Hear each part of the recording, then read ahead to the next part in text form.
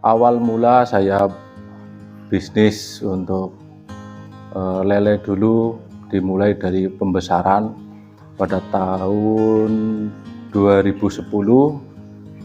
Terus cuma sekali karena kendala pembibitan saya beralih ke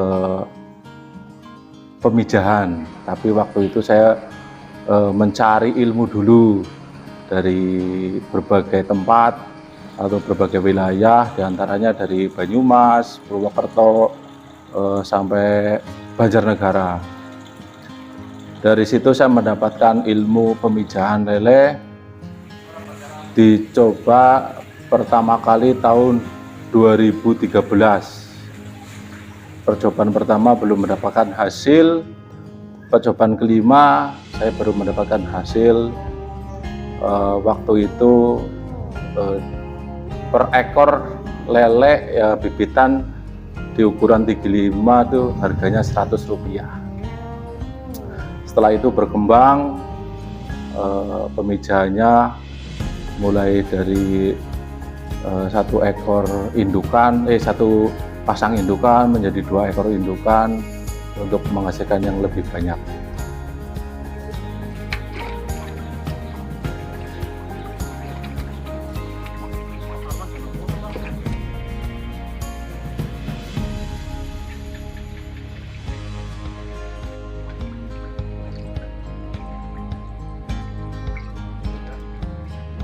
Waktu itu, waktu pembesaran itu hasilnya udah memuaskan. Cuma karena terkendala oleh bibit, kita dulu mencari bibit itu sangat susah karena di daerah Puring itu masih jarang pemijah. Nah, di situ saya terinspirasi untuk mendapatkan ilmu untuk pemijahan lele. Nah, disitulah saya berpindah profesi dari pembesaran menjadi pembenihan lele.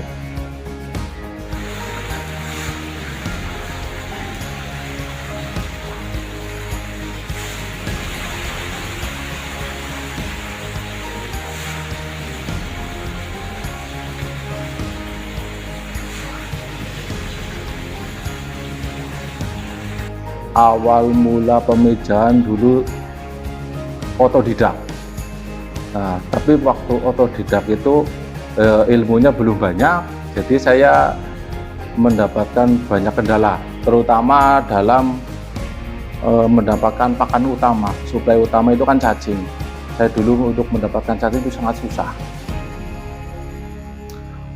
Untuk perbedaan antara pembesaran dan pembibitan itu sangat beda jauh dalam segi keuntungan. Kalau pembesaran kita dapat untung paling sekitar 10% lah. Nah, tapi kalau untuk pembibitan kita mendapatkan keuntungan tuh bisa sampai 100% dengan catatan untuk angka kematian itu sangat sedikit. Dan untuk lebih untungnya lagi, kalau untuk pembibitan 1 bulan atau 1,5 bulan kita sudah bisa jual untuk mendapatkan hasil. Kalau untuk ingin pembibitan, kita harus memilih calon induk yang bagus. Untuk ciri-ciri yang indukan bagus itu yang pertama untuk betina, posisi tubuh itu harus namanya apa ya, nggak ada cacat. Terus bentuk perut juga harus lebih besar, karena kalau bentuk perut kecil itu tidak menghasilkan telur tidak menghasilkan telur yang banyak. Cuma kalau untuk kantong perutnya lebih besar itu bisa mendapatkan telur yang banyak. Dan untuk pejantan itu ramping, dalam bahasa pakai ya terginas lah, dan harus tidak cacat.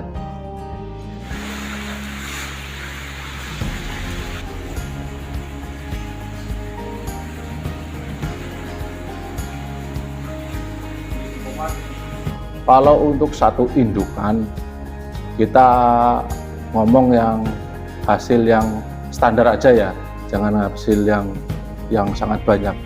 Untuk berat 1 kilo kita bisa menghasilkan 80.000 ekor per satu betina.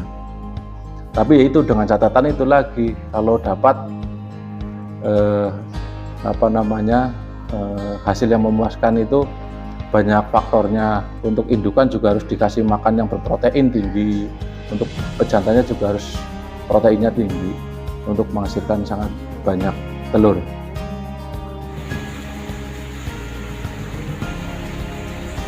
Kalau untuk indukan, calon induk siap untuk dipijahkan tuh dari umur 8 bulan minimal 8 bulan untuk pejantan dan 1 tahun untuk betina. Kalau kurang dari umur segitu, hasil burayaknya atau telurnya itu nggak bagus, dan burayak nanti yang menetas itu kesehatannya kurang. Pasti kalau dibilang kayak manusia itu lahir prematur, jadi kurang sehat. Yang lebih baik itu harus yang lebih dari 1 tahun umurnya.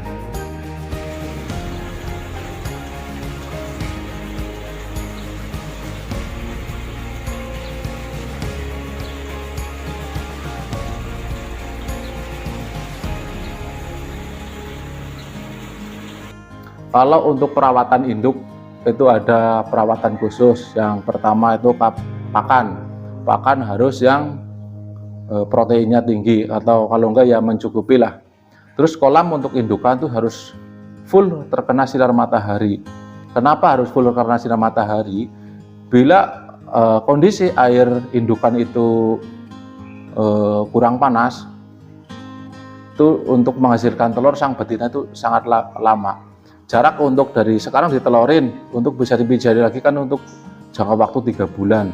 Nah, kalau kolamnya tidak panas, airnya tidak hangat, di antara suhu 28 derajat Celcius sampai 29, itu untuk suhu yang paling bagus.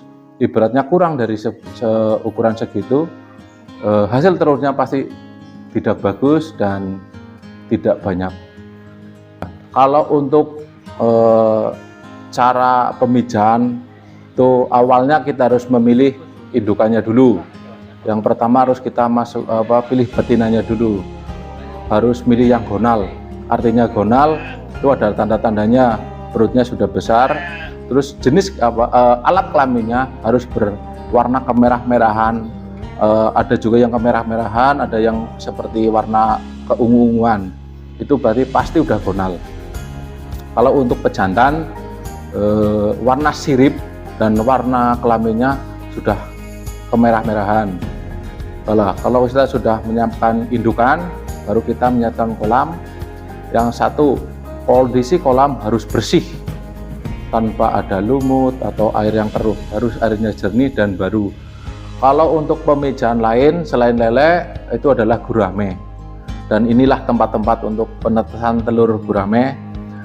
Kenapa gurame tidak seperti lele? Karena perawatan untuk gurame itu lebih intensif. Dia tidak mau di tempat yang langsung di tempat kolam yang di luar. Dia harus di tempat-tempat kayak gini, bak-bak kecil. Karena setiap kali kita harus mendapat perawatan. Bila ada yang telur tidak menetas harus segera diambil. Kenapa? Karena tidak diambil. Kalau bila tidak diambil, telur itu akan menjadi minyak. Nah, setelah menjadi minyak, dia naik ke atas minyaknya, itu akan mencemari burayak yang lain, makanya harus segera diambil. Bila kita kalau langsung ditaruh di kolam, kita kan susah untuk mengambil burayaknya.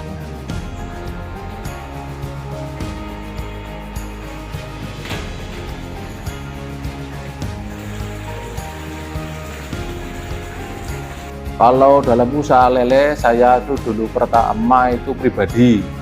Setelah saya kenal dengan dinas, disuruh mendirikan kelompok, dan sekarang sudah menjadi kelompok. Saya tidak berjalan sendiri, saya berjalan dengan atas nama kelompok, namanya Nilam Cahya. Ya, selain saya mengurusi kelompok saya Nilam Cahya, saya juga dipercaya untuk mengurusi budidaya ikan di SMK Negeri 1 Pelayaran.